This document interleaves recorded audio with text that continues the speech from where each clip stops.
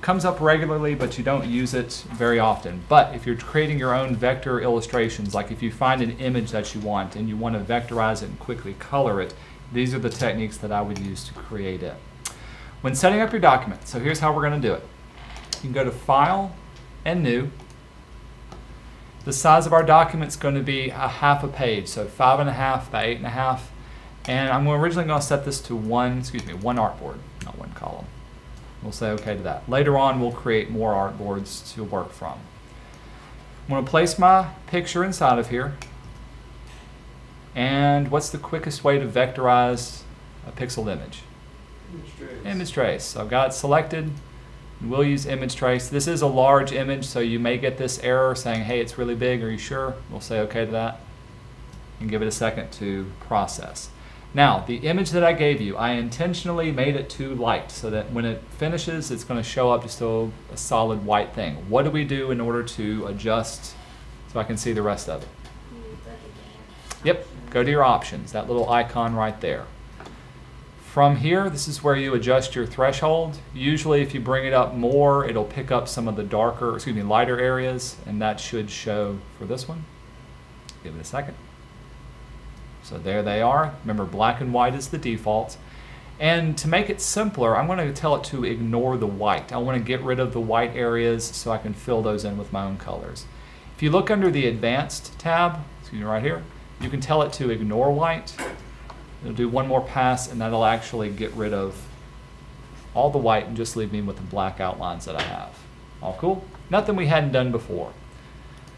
Remember, the last thing you need to do, in order to edit the vectors themselves, you need to click on Expand. And so now I can actually see my individual points to be able to work with and use those. Let's scale it down so I can see what I'm working with.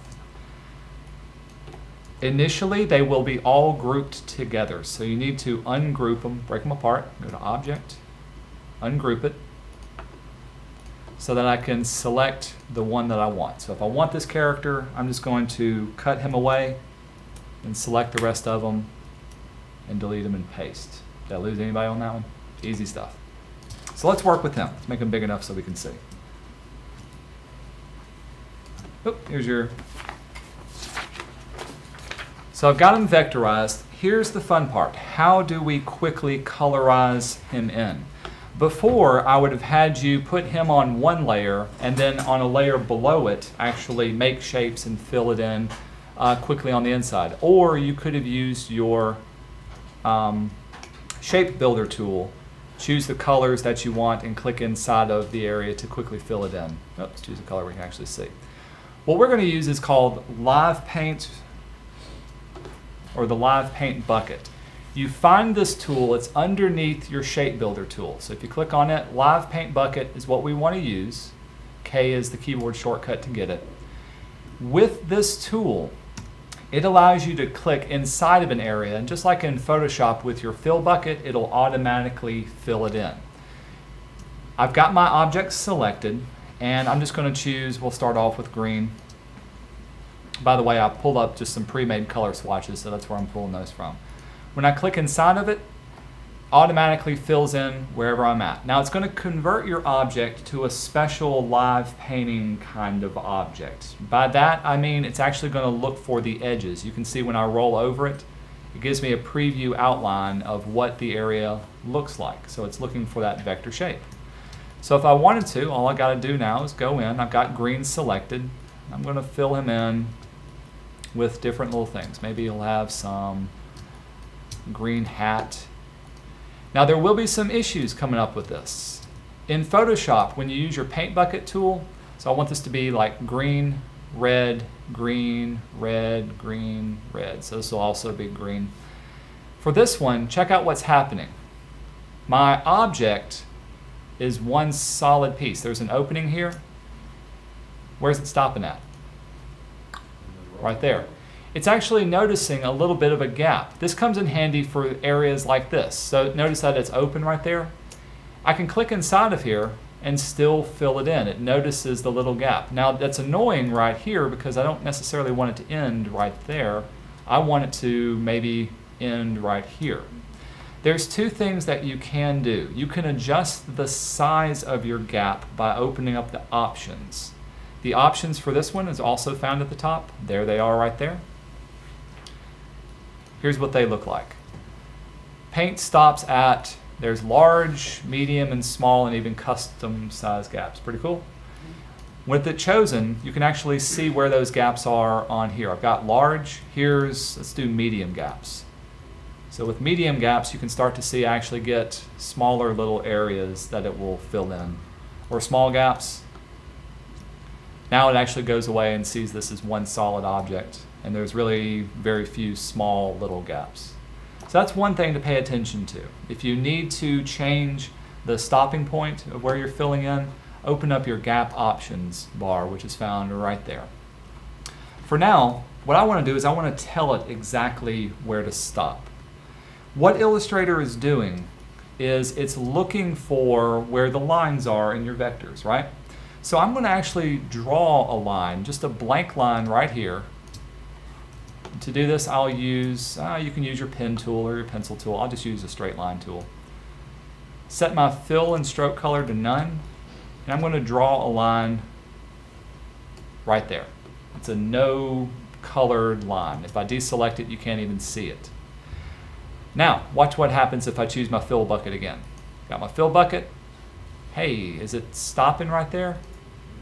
Nope, it's actually, hang on, let's get my color loaded up. It's actually still filling it in. How come it didn't recognize my line? Here's what I didn't do. I need to select both the line and my object. Notice what I did? Up here at the top, we need to merge Live Paint. If you ever add on to it, you need to merge that into your new object. You'll see me use this again in just a second. Once I merge it, now check out what I get. See where it stops at? It'll actually fill it in. In this case, I want it to be right there. Let's back up some. Let's change my gaps back to large. So we'll fill that in. Maybe the tip of it will be a little yellow. Let's go in and add red to where I want it to be. So red, red, and red. Very easily, very quickly, I can fill in exactly where I want it to go. You can see this happening down on his pants legs. I want it to be green, red, green, red, green, red. We'll start off with red, so that'll be green. This will be red. I want this one to be red, so I'm going to draw a line, grab my line tool, set my fill and stroke to none, draw me off a line. It doesn't have to be straight. Just remember, I'm holding out my command key. We need to select both of them.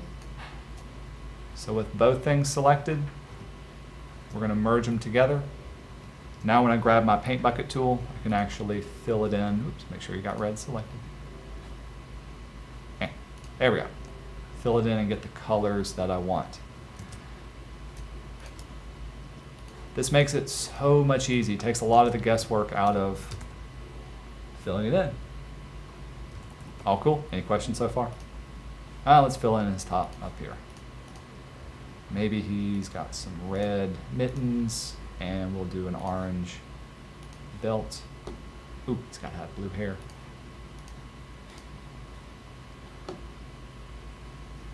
If I wanted his face, let's say I filled in his eye, if I filled in his face this way, well, I don't want his eyes to be filled in with that flesh tone. I want to keep his eyes white. So I'll undo what I did. This time, I'll grab my pencil tool. Where's my pencil tool at? There it is. Again, set your fill to none, and I'm going to draw off just a line where I want it to stop right there. We'll do another one right here. Remember, you got to select everything. So I've got the lines, I've got my shape selected, and we need to merge those selections. Now when I grab my fill bucket again, I can actually click inside of it with the skin tone. I remember to add skin tone and do this. Pretty cool. Let's fill in his mouth and keep that black. And I get that.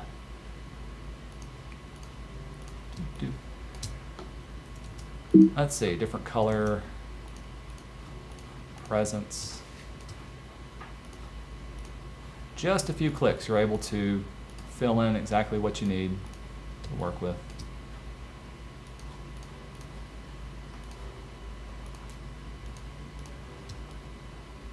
I'm actually okay with it stopping right there.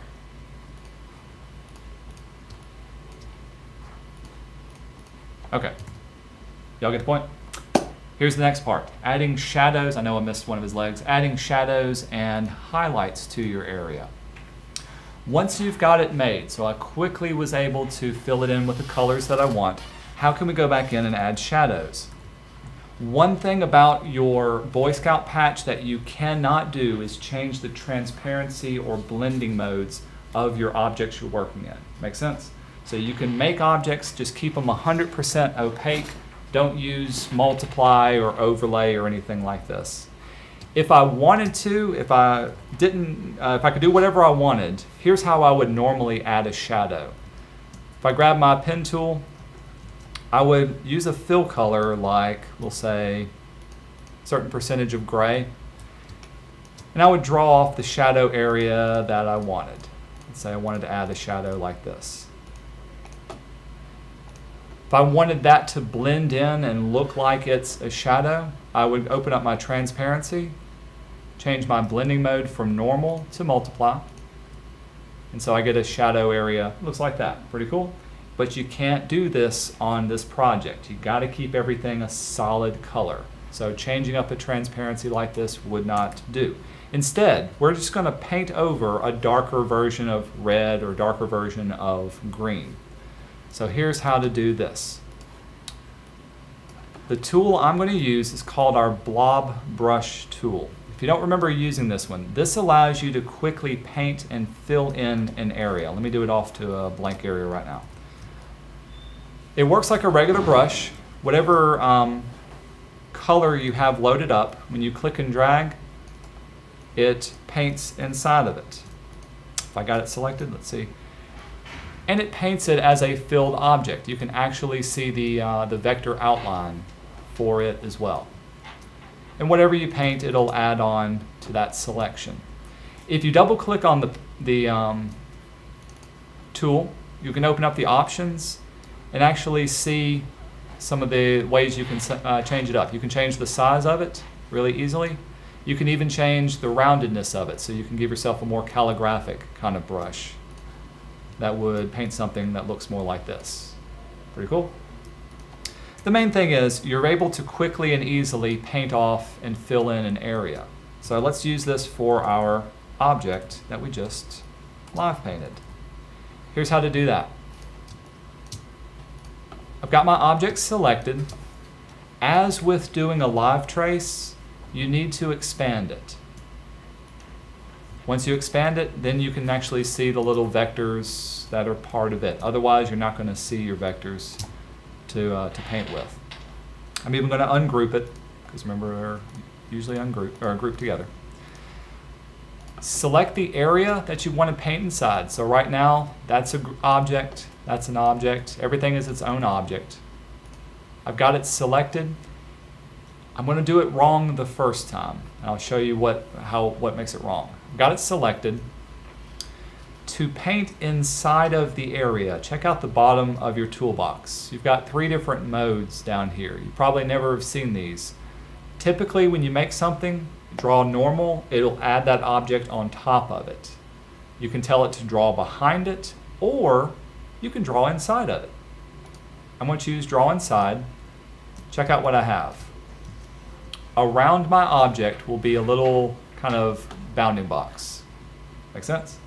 It's telling me that I'm working specifically inside of this particular object. So if I chose a darker green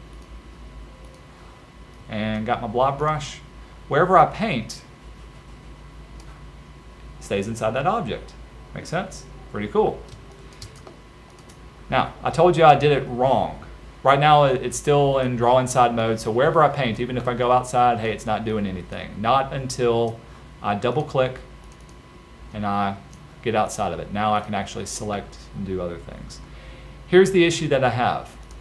If I go to select this object, click on it, it's not easily letting me move it. I can click on the darker area and move around, but I want to be able to select inside of it. It's very difficult now to get it and work with it. Here's a better way of working with it. Here's the magic trick that you may want to take note of. When you select a green area, as a matter of fact, I can select multiple green areas. I'll do it for this one, and this one. Convert it to a compound path. Compound paths, you can find it under Object, Compound Path, Make. That's the keyboard shortcut.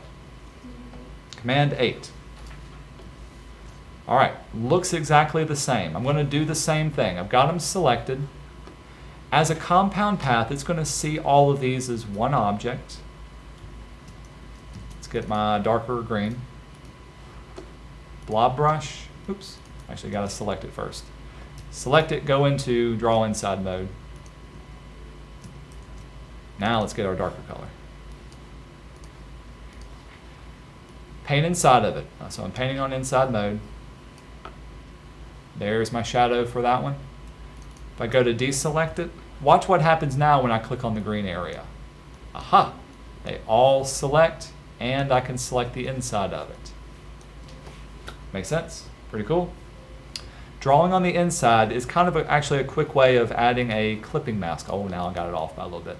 Adding a clipping mask to the area that you want to paint inside of. The thing is, you got to do this for each of the little objects that you have. So if I wanted to do it for the red, I need to select each of the reds that I have, make them into a compound path. What's the command shortcut? Command 8. So I've made it a compound path. We need to draw inside of it. And let's get our darker red. Now when I use my blob brush to paint inside, automatically added inside of it. Takes all the difficulty out of making the objects inside of on another layer and everything. Puts it all into one single object itself. Okay, you'll go through and do the entire object. I've already done it for this guy, so I'll copy him over. Let's say this is the one that you have once you're finished up. Okay? Once you're done, I want you to add some sort of Christmas greeting to it. Merry Christmas, warm wishes, happy holidays, presents for all, something like this to it. We'll do Merry Christmas. Merry Christmas and a Happy New Year.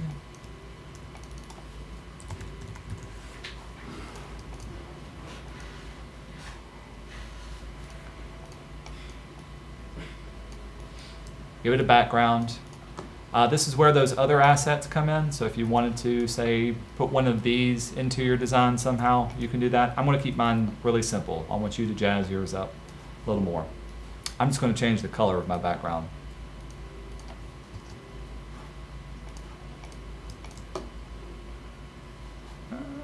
Let's do that as, let's do a green. Do a darker green. Ooh, if I wanted, I could do an envelope distortion.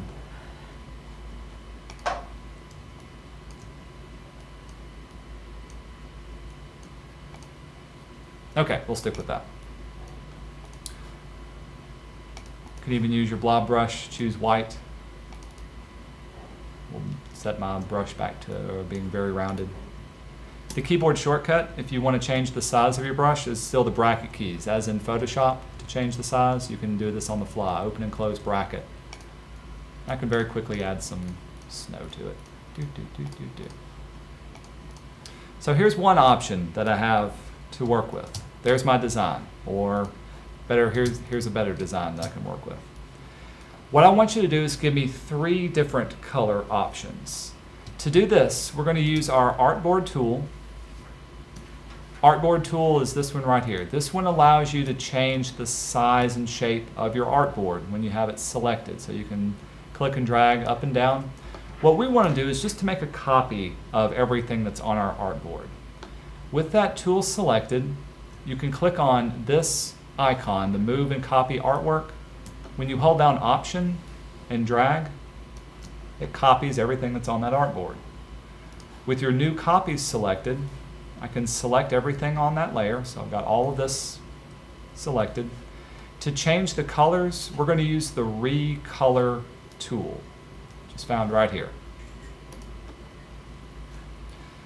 This allows you to select, so here's all the colors that I'm actually using within this artwork. Very quickly, I can reassign different colors to here. Here's how we're going to do it. So I'm working with this that I have selected. Under Edit mode, here's all the different ones that I have. You can click on, let's say I didn't like this orange, drag it to another area. In every instance of that orange, actually, let's see, where is that orange? I don't even see it on here. I see yellow. The belt. Yep, I see, that's what it was. The belt was changed. So that one little thing or one little use of it was drug down there. Or I can click on this one and move it up. It does help to have the same colors, so if you want to save your swatches and work within those. The other thing I could do is if I link up all of these, I can rotate the whole thing at once and very quickly get different colors that I need. The downside is maybe I wanted to keep one of the colors exactly the same, so I'd have to go through and find maybe that skin tone and put it back to the way it should have been from there. But very easily, very quickly, you can reassign and re-edit. Again, all I did was choose Edit and link those together to reuse and recreate those. Give me 3 options, so we're going to do this again. Choose our Artboard tool. Hold down Option to make a copy of it. And once you select all of your artwork, we use the Recolor tool under Edit to change up your artwork from here. You can assign it different things. By the way, you can hit like randomize or random hues. It will randomly change it up to different things. Sometimes you can get some really funky, cool looking results from that. That's one of those things that you play around with to see what you got. When you're finished, save this up as a PDF. Each one will be on its own page and you can upload it to Moodle. I think I said PDF on there. Yes, PDF. Any questions on this? All right, I'm going to turn it over to you and let you all get started. Once you're finished with this, show me what images you have and specifically find one that you think you can